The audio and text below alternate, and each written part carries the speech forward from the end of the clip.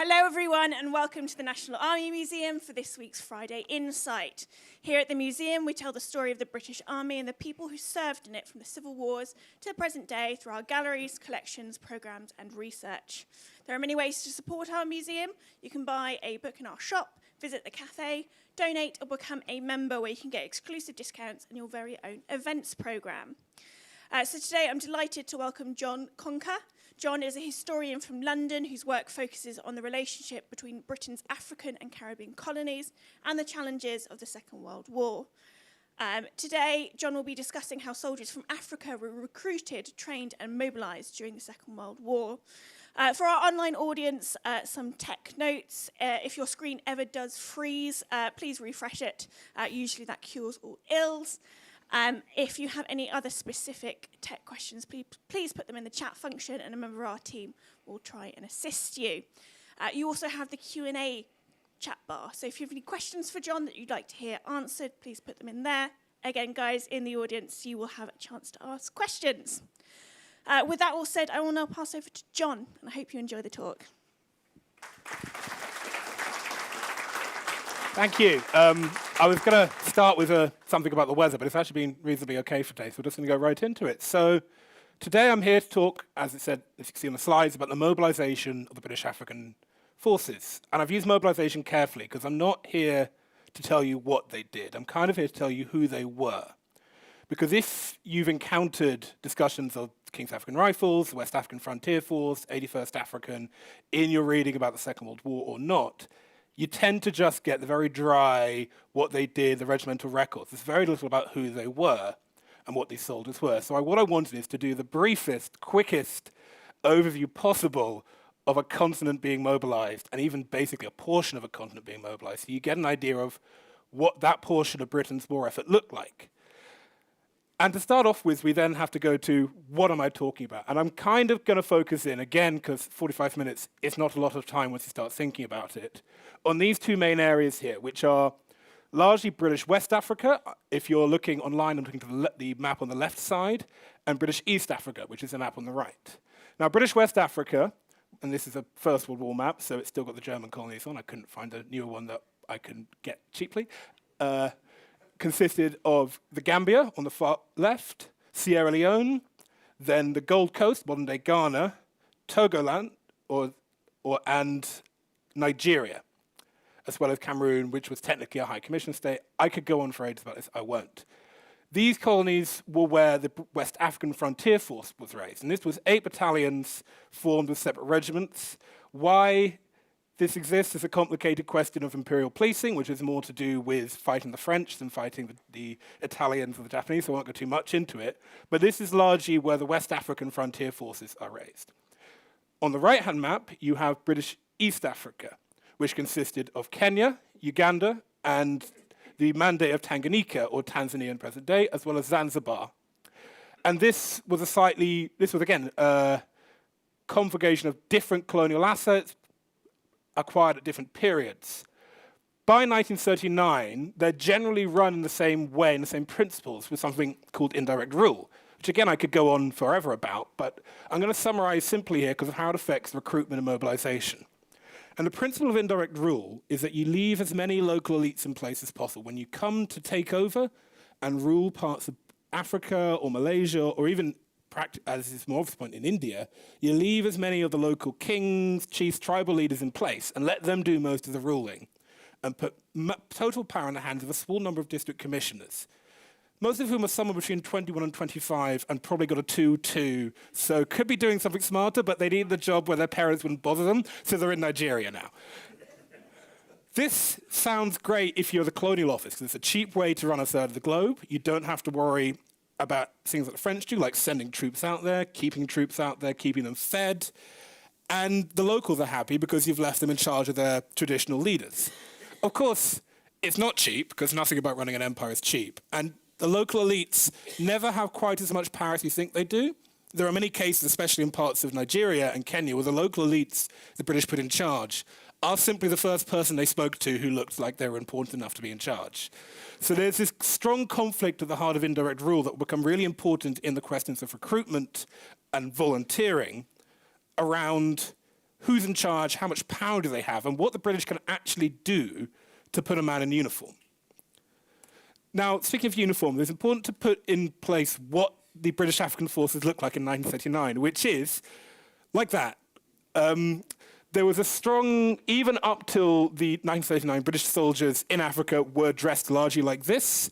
If they weren't wearing the red waistcoat in duty, they were still wearing the fez-like cap. Most of them did not, in fact, have sandals or shoes. And they were equipped as light infantrymen, rifles, no mortars, if they were lucky, Lewis machine guns, some light howitzers. But by and large, the 15,000 men of the West Africa Frontier Force, the King's African Rifles, and the additional Sudan Corps, Somalia Land Forces, and North Rhodesia Regiment were light infantrymen. Most of them were all-time professionals. The British liked to imagine their armed force in Africa as a detached mercenary element from the population. They did not like the idea of recruiting specifically from the large elements, the larger groups within Africa. And this was part of the British tradition of indirect rule, part of dividing and conquering, but also an extension of, for lack of a better word, martial race theory. Now, martial race theory, you might understand, in India comes under principles of recruiting troops who the British consider come from cultures that are good fighters, the Sikhs, the Gurkhas, the Dogras. In Africa, it gets a bit more complicated. One, because, for lack of it, there's less of a science to it in the sense that there's even more making it up on the spot going on. And also, there's an anxiety around arming many of the more martial racial groups in Africa. Consider that when these regiments are formed at the turn of the century and as they go on even to the 1920s and 30s, the wars of colonial conquest, the Zulu Wars, the Ashanti Wars, are still in living memory for most people at the higher echelons of both British society and colonial society. So the idea of arming a regiment of Zulus with rifles and machine guns or an Ashanti, there are plenty of people in colonial positions of authority or in the white settler populations who get really anxious. So the martial groups that are drawn from, the British want young men who are outsiders from their nation. Generally, they like people who aren't from where they're recruiting. So in the Gold Coast, for example, they really like recruiting people who fled from French conscription. They come across the border to escape the French army. The West African Frontier Force shows up and goes, "Would you like to be paid slightly less than you would be as a conscript?" And they go, "Yes, of course, I volunteered for it." Hence, you have a colonial army that is detached from the population and you can use for police work. But it is a very small force. And once the war starts, it stays that way. Even though the British are expecting to face 250,000 Italians at some point, the idea of a large force in Africa is very concerning. There is a deep stress within the Colonial Office and the white settlers about arming Africans to fight, as they put it, a white man's war. The African population don't really feel the same way. Those with access to education, who can read, who can listen to the wireless, are pretty understanding of what war with Hitler means and what it will mean if Hitler wins. And the sort of best way to put it is a quote from Nnamdi Azikiwe, who was a massive post-colonial anti-colonialist who ran the West African Pilot newspaper. And he said of the war that the official and the unofficial, the military rank and file, the civilian class, the black folks and the white groups, the wealthy and the wage-earning class should all appreciate the problems facing the British Empire in this crisis. And all hands should be on deck in order to set off the machination of those whose aim is to destroy the very prop of our existence as members of the human race. So there's all these anxieties the British have are not really met by large elements of the African population who are eager to volunteer for service in different ways. Again, it's not a straight line. Nothing I'm describing is universal. In Nigeria, there are big voluntary recruitment waves, less so in the more rural parts of Kenya and Uganda. Recruitment in the Gold Coast is messy, for lack of a better word, because of big difference between the coastal region and the North Territories. But the British are sort of starting to tap into this across 1940. There is a feeling in London, even before the fall of France, that there is going to need to be a larger army overall, that West African troops and East African troops acting as garrison forces will be able to relieve British troops for service abroad, perhaps on a Western front.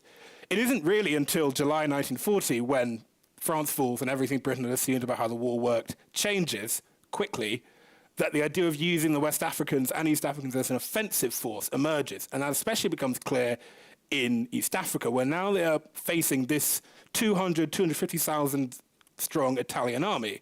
And as you can see, in July, General Gifford, who had taken over as Inspector General of African Forces in 1936, recommends reorganizing the West Africa Frontier Force. It's done so. You get 2 brigades for combat action sent to Kenya, and 8 additional brigades are requested to defend West Africa against the Vichy French.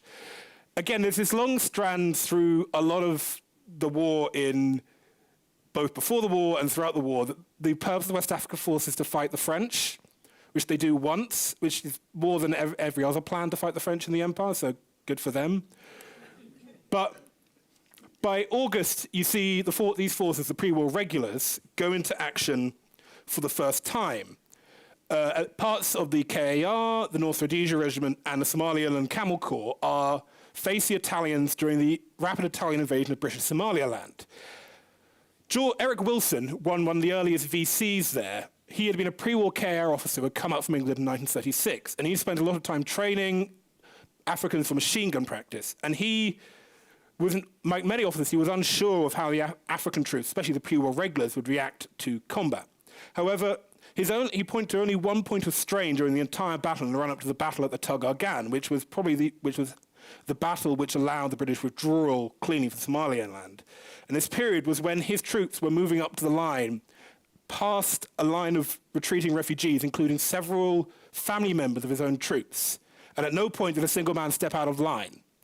So a lot of pre-war concerns around the quality of African troops aren't meted out by this initial campaign, despite it being a British defeat. And as you can see, that defeat and the sweeping of the British from the Horn of Africa means it's going to become quite clear that there is going to have to be an offensive action to retake Ethiopia and Abyssinia and reopen the Red Sea.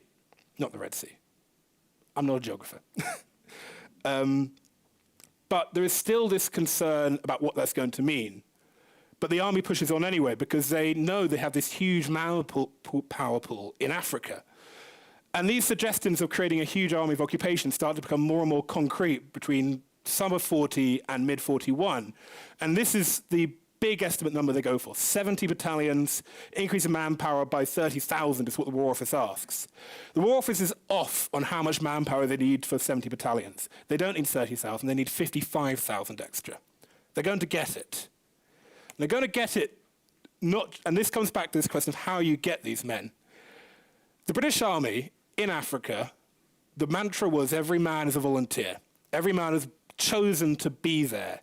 And this is part of how the British justify their imperial rule and how they differentiated themselves from the French. One of these is more important than the others. I'll let you guess.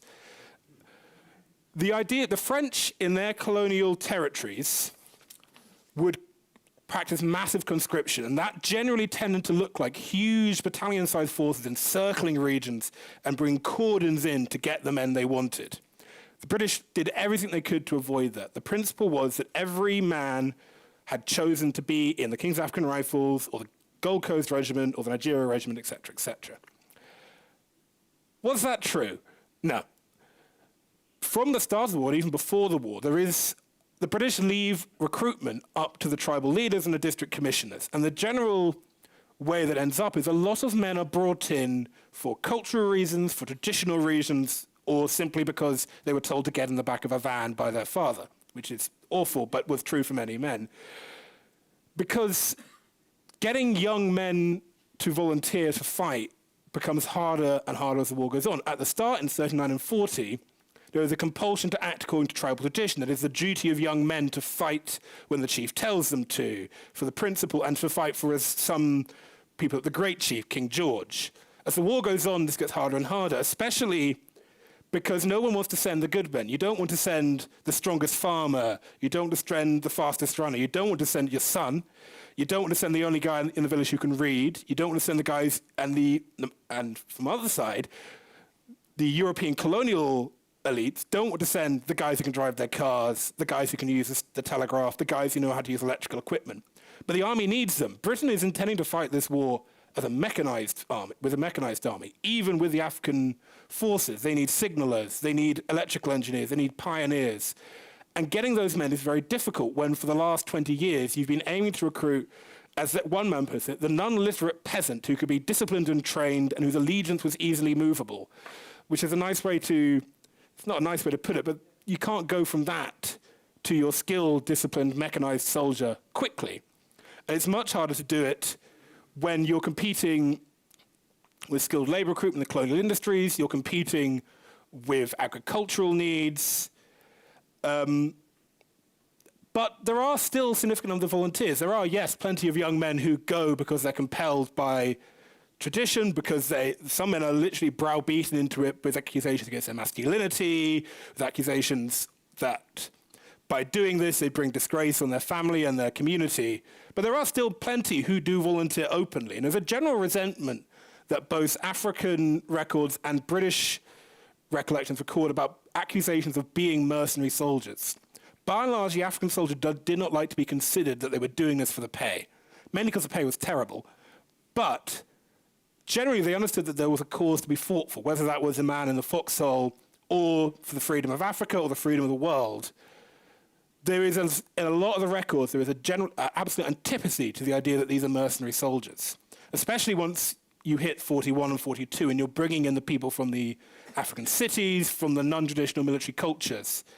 The volunteer nature, even if it is forced, differentiates these men from the large conscript armies in that they have, by and large, I'd say 30, 40% have chosen to be there and to do something that many of their fathers hadn't done. You know, there is a huge mobilization of African forces in the First World War, but it's nothing on the scale of how far they will go and where they will go and what they'll be trained to do in the Second World War.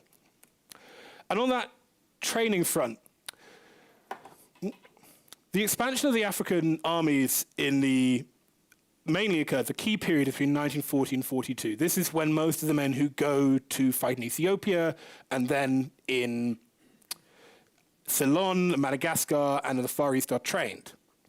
This new army is a big shift in three ways. One, the British Army transforms in many senses the African light infantry gendarmerie into a professional army. The obvious point is they move from the fezzes and the big coats to a more modern look with bush hats, which there is an argument from some that it's to do with making them look more professional.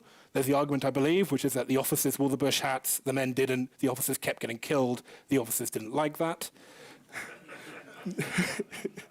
But other equipment changes also reflect that they did create a more streamlined army. For the first time, all men were given boots, which was a big difference from most of the Royal African soldiers.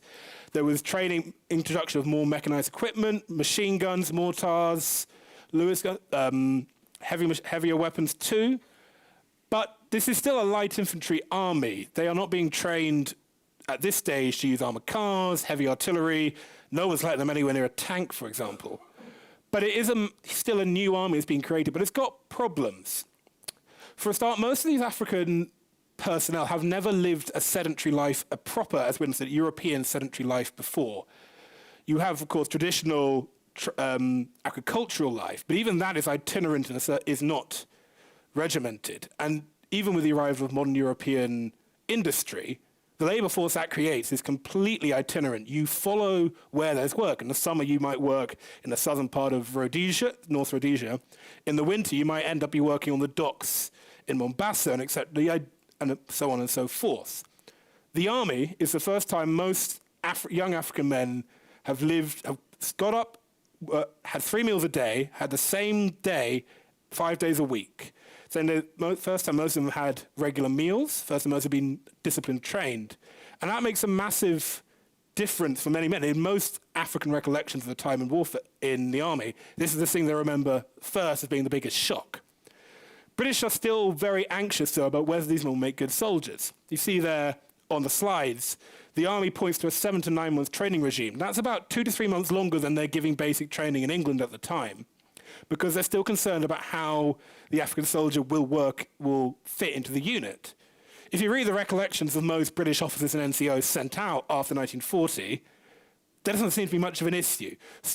It's one of these things where you read the records and guys go, oh, they were good soldiers, and then you read everything else they say and they go, was it your fault? Because everybody else seems to have done it fine.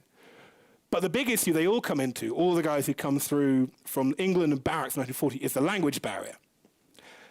There are a lot of languages in Africa. I shouldn't need to state it, but it's a very important starting point. There are a lot of languages. Most people don't speak more than two. Most people in Africa will speak a lot of them. Very few white colonial authorities or settlers will speak more than two or three. Generally, before the war, the different regiments would push for different lingua francas. And these tend to be what were considered the dominant martial language, which is a line I find in the material that no one ever defines, and I don't think actually means anything. But in West Africa, generally the language of command was Hausa, which is generally a Nigerian language, and in the east of Africa, the general language of command was Swahili. Swahili is not a useful language when you command a battalion of Ugandans. It's really not a very useful language, and yet that was what was expected, was that British officers and NCOs would learn Swahili. It would not surprise you that most British officers and NCOs did not speak Swahili. Plenty did, but various ideas of making British officers and NCOs learn the language, practice exams, never happened because there were more important things to do, like winning a war. So you end up with huge language barriers being at the heart of this army, and not just between the command groups and the personnel, but across the personnel too. Once the recruitment expands out of traditional martial groups into the general population, you have population groups brought into the army who have no relationship with the general traditional martial groups. They're from different parts of the countries, different parts of the world. They speak different languages. They might have been previously, a generation or two before, been at war with these people, and now they're all together. So the language barrier remains a massive issue right until the end of the war. And there's a lot of talk in the recollections of working in Pidgin Swahili or Pidgin English. Generally, senior NCOs in battalions, African NCOs, would speak English in some sense. If you're lucky, your quartermaster sergeant and your company sergeant major could write as well. But there's a certain anxiety around the British of what that language barrier will mean. And the British solutions to anxiety about African command and control are not smart in many senses. After the Somaliland campaign, this anxiousness leads to a decision to bring in more European NCOs to the African forces. And nobody thought this was a good idea. Most of the African NCOs were immediately affronted by the fact that this bloke from England has shown up who had the same rank as them but was technically superior, had probably spent a quarter of the time in uniform than they had, but was now in charge also. And worse, when you went to higher levels where they replaced company and regimental sergeant majors with European ones, because a lot of the African company and regimental sergeant majors, especially in the KAR, had been in uniform for 20, 30 years. So there's this massive antipathy around the bringing of British platoon sergeants and company sergeants alongside African ones, which even gets more complicated when you think about the fact that Britain spends the entire war having a manpower crisis, and you're going to double up NCO. Everybody seems to think it was a bad idea, and I agree with them, but it happens, and these new units, for lack of a better word, learn. And so the language issues remain. By January, February 41, the two, you sort of begin to correlate into the first sort of fighting elements of the African colonial forces, which are 11th and, well, it gets complicated. You have 1st and 2nd African divisions, which then become 11th and 12th. I'm going to refer to them as 11th and 12th because for most of the Ethiopian campaign, they are 11th and 12th. But these two divisions are brought in to a core South African division in Kenya to take part in the general offensive to retake East Africa. And this is the first time that pre-war regular KAR and West African Frontier Force units and newly raised ones will fight together in combat on offensive against the Italians. And for lack of a better word, they do wipe the floor with the Italians. I'm not going to go into great detail on the East African campaign, except to say that I read enough to think I might write a book on it at some point. But the two divisions act very well on the offensive together. In fact, so well that between mid-February and April 1940, elements of 22nd East African advanced 1,687 miles to Addis Ababa, which is an average of 67 miles a day, which is about 55 miles faster than Rommel advances in 1940, put in perspective.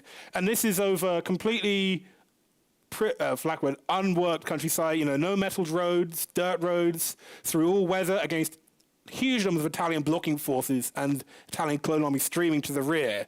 And they're moving in sort of battalion advances, and I say advances, descriptions of basically 30 trucks with guns and armoured cars beating it like hell for leather with no orders except to go forward. And the speed of this advance is so quick that when General Wavell messages Cunningham, Alan Cunningham, who's running the corps, whether he's taking Mogadishu, Cunningham's reply is simply, "I've got it." And Cunningham's report back is very glowing on how the African forces perform. No one had expected them to be able to act with the aggressive discipline that the South Africans had to match that of the Indian troops in campaign as well. Patrick Leslie, who was seconded from the Devonshire, summarised his time on campaign as such. In physical endurance, the African soldier was second to none. In attack, their morale was excellent, and they were ruthless in hand-to-hand fighting. In defence, they were less reliable, though I am sure this is not an uncommon failing. African signallers, I'm told, were incredibly fast transmitters. And yet, the African soldier felt very unsure about our practice of taking prisoners. Their job was to fight and kill the enemy, not to hold them captive. Now, the campaign in East Africa ends in a triumph for British forces. It's probably one of the most unknown but biggest successes of the army at the time. It's also the reason that Alan Cunningham gets given 8th Army in Operation Crusader, which he then proceeds to lose. If you've ever wondered why he was given that despite being not that good at it, it's because he'd done that. He'd advanced 1,700 miles in 2 and a bit months. But the British are very proud of that campaign, and the African troops who've done that, many of them view that as the job being done. They move into occupation duty in Abyssinia, which is not a pleasant experience for anyone involved. You've got to imagine there's no ENSA, there's no mobile cinemas, there's very little going on except making sure the Italian POWs and internees haven't escaped, which they do a lot. Discipline reaches a very, very low level during this period, and I'm going to come back to that, because for most of 42, there's a sort of transition moment in the African forces. But at this moment, the big shift is that there's a massive recruitment for the labour units. And so far, I've been talking about fighting troops. And the British have a very, as I said, very tight view of what a fighting troop can be. It's got to be a volunteer. It's got to be from a non-core group of a population. They are that concerned about the service troops. During the First War, they had recruited somewhere between 500,000 and 1 million porters to fight in East Africa. And I say that much because nobody knows how many, because nobody counted.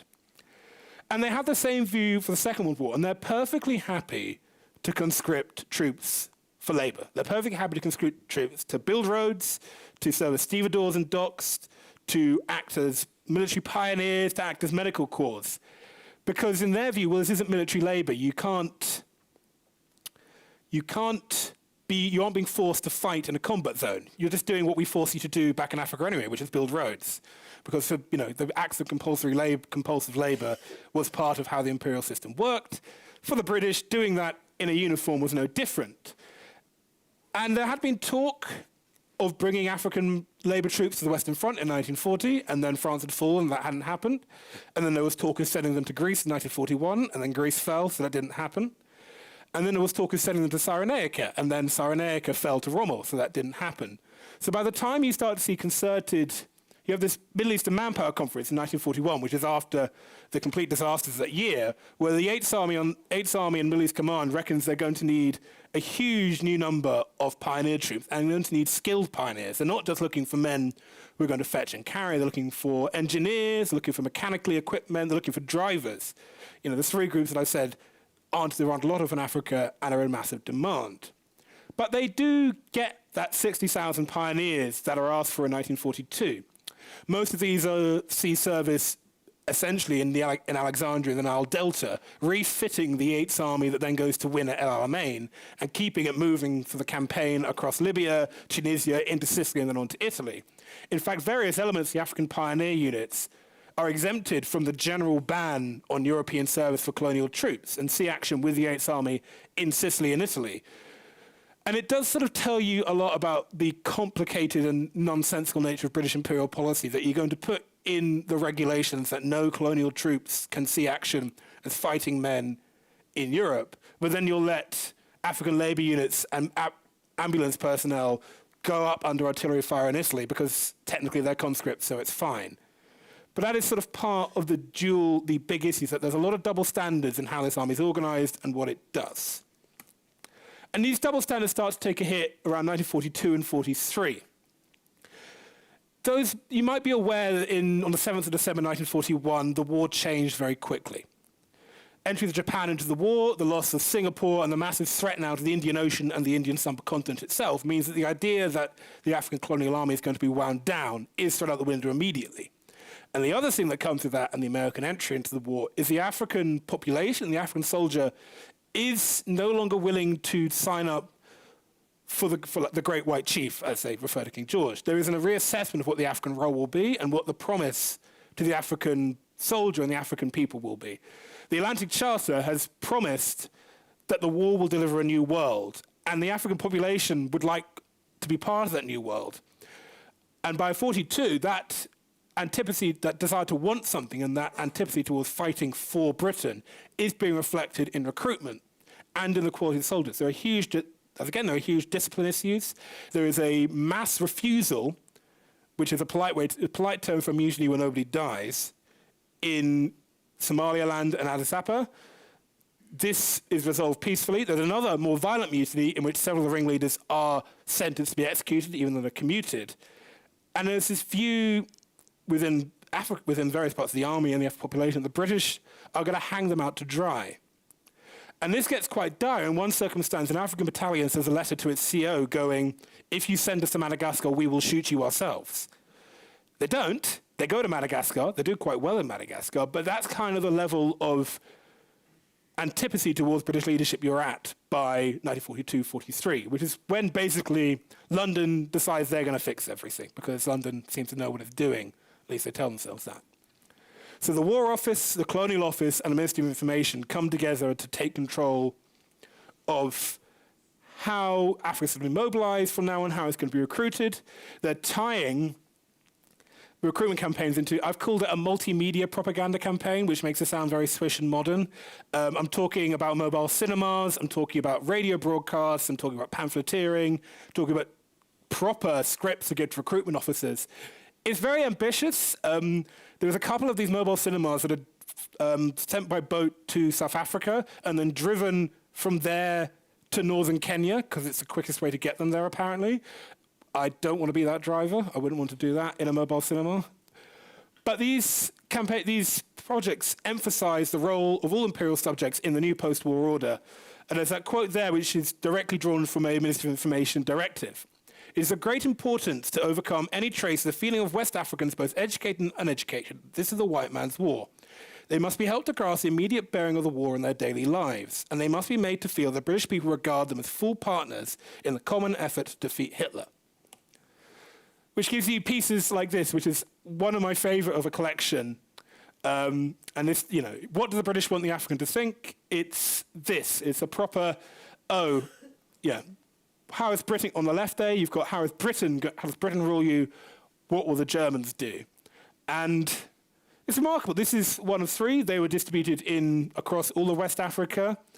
How many people read them is a very difficult thing to work out, because nobody quite knows at this point how many people in the colonies can read. The Nigerian government estimates that somewhere between 11 and 16,000 people can read in 1943 out of a population of 20 million. But the hope was that those who could read would be able to pass this message on. These were distributed especially to places like schools, to technical colleges, doctors' offices, to priests who would be able to work these into homilies and the like. But this is the sort of direction that Britain is going by 43, 44 in terms of how they're selling the war. But there are other ways that the African colonial forces, African war effort is changing by this point. You can see African forces are reorganized through New Burma. 11th and 12th African divisions are reorganized, the 12th is disbanded, and you create 81st and 82nd West African, which are formed as light infantry divisions, the principle being that if you strip them as much of the mechanized equipment, they'd be able to more ably fight in Southeast Asia. What also comes from this is the concept of Africanization. Nobody knows what Africanization really means. The principle, and I say that because nobody has the same definition of it. The principle is the reduction of as much of the white British other ranks, so no reduction number of NCOs, reduction number of private soldiers within these forces, and their replacement with, as they put it, native personnel, with Africans within the division. What this means practically is you're going to need a lot more drivers, you're going to need a lot more literate men, you need a lot more skilled men, and you're going to need a lot more NCOs. So you see a big shift towards drivers. A lot more drivers are recruited in this period. There's a big shift, for example, in Kenya to recruiting from the Kikuyu people, who have been who generally aren't recruited so much at this point because they're not considered good soldiers. We'll come back to the Kikuyu people and being good soldiers later. But by this point, you also see a big shift in principles around leadership. So this is when you introduce a rank, what they call the Warrant Officer Platoon Commander, which is essentially, we want to make African NCOs officers, but the War Office won't let us. You do get one officer, Seth Anthony, from the Gold Coast, one day Ghana. He goes to Sandhurst. He's given a King's Commission. He is the only African-born soldier to be given a King's Commission during the war. But the introduction of the African Platoon Commander as a rank between officer and sergeant is very popular with loaned white officers. It's less popular with the colonial officers, those who've been born or lived in Kenya or West Africa. But with those who've come across from Britain, they think it massively improves the quality of leadership. And for the Africans who for years now have been complaining about the lack of native officers, native NCOs, even as far, there was a big fight in 43 over right to local priests. The introduction of the Warrant Officer Platoon Commander is a big shift, but there are still attitudes to race within recruitment, within soldiers that affect discipline. There is, as I said, there were discipline issues and mutinies in East Africa. There was a second mutiny in Ceylon, and there were multiple mass refusals from soldiers in East Africa, in Southeast Asia itself. Yet, this does not seem to have affected the quality of their service in Southeast Asia. I'm not going to go into that because that's another 45-minute talk or a book by Rob Lyman. I'd recommend the book by Rob Lyman. It's much more comprehensive, it's sort of this thick. But though the 81st and 82nd, despite largely performed from fresh units, despite having never fought as a division before, despite not fighting for a division as a long time in Southeast Asia, performs admirably and remains cut out from many elements of the traditional history. Now, one officer would say simply of it, they went in anonymously, they marched out anonymously, and they have left their own dead there anonymously behind them. They remain anonymous in all the written records of the Far East War. That's lines from the late 50s. I think it's definitely changed now, but the general narrative, of course, is that they aren't present. They play a vital role, not just as fighting troops, but as service troops in keeping 14th Army, keeping the Chindits going in the jungle. So the war ends, and there are about 500,000 African colonial forces in uniform. That's across Africa, and across the Middle East, and across Southeast Asia, and that doesn't include the huge number of local forces raised to replace service personnel. There's huge numbers who I haven't even gone to talk about, of African Home Guard units, naval patrol units, protecting the huge number of British ports across Africa. There's huge numbers involved in building the air train of airfields that ran across East Africa to ferry aircraft from the United States. And demobilizing them is going to be very difficult. The demobilization of British forces worldwide was an incredibly messy, difficult, and in some cases violent process, just getting them back to Britain. And the African repatriation is right at the bottom. The War Office, the African colonial leadership, and the India Office do not agree about where the African troops go home. The India Office would like them home as soon as possible. The War Office would like them home eventually. And many elements of the African colonial administrations don't want them home at all. They're already quite concerned about the numbers of unemployed servicemen in the cities that have returned from 43 onwards. So they're doing the best they can to try and string the African forces out across the end of the war. You know, there's talk of sending them to do peacekeeping occupation duty in Indochina, in Malaysia, even as part of the Indian partition. But generally, their leadership, the divisional commanders, even Louis Mountbatten, the Vice of India, doesn't want to use these forces. They'd like them to go home, but there isn't the shipping, there isn't a will to take them home. So for lack of a better phrase, they're kind of pushed around a bit on the deck for a couple of years. 81st West African is marched from the Arakan to the western coast of India simply to give it something to do. There's talk of making the march all the way to the Middle East to keep them going, which nobody really wants to do either. By April 1946, of the Royal West African Frontier Force, which is only really about a quarter of the total fighting strengths, there are still 71,000 men abroad. 21,000 of these have been moved to the Middle East.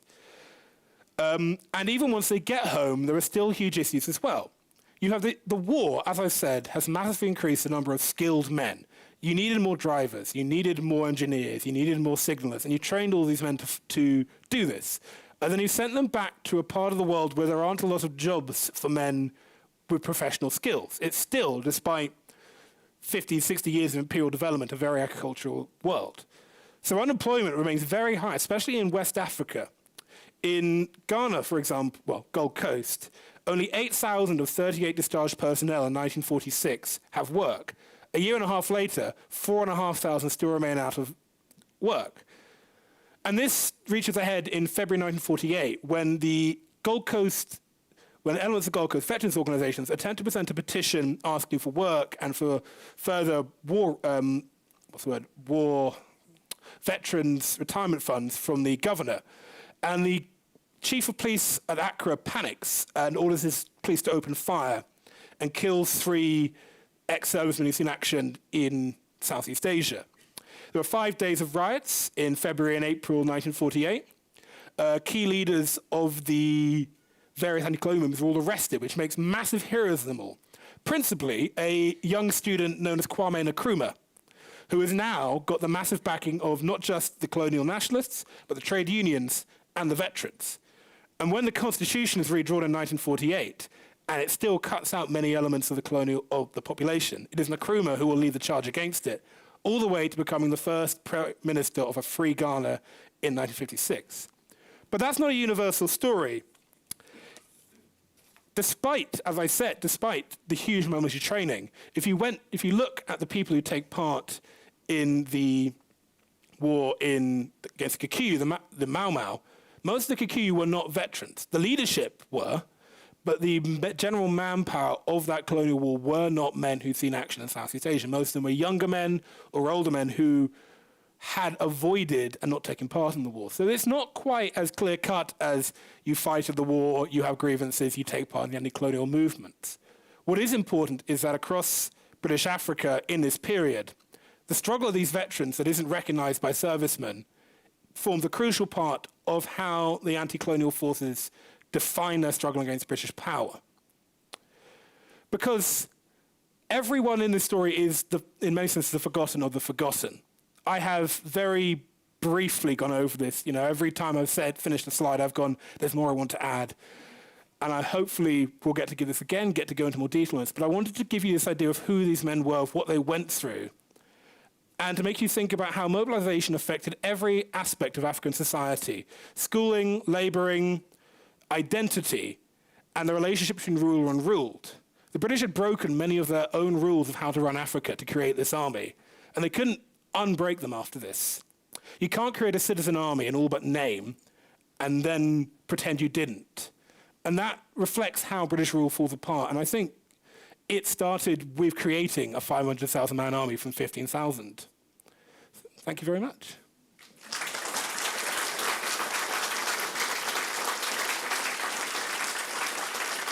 For our audience in person online, and again, thank you so much, John. Fantastic talk.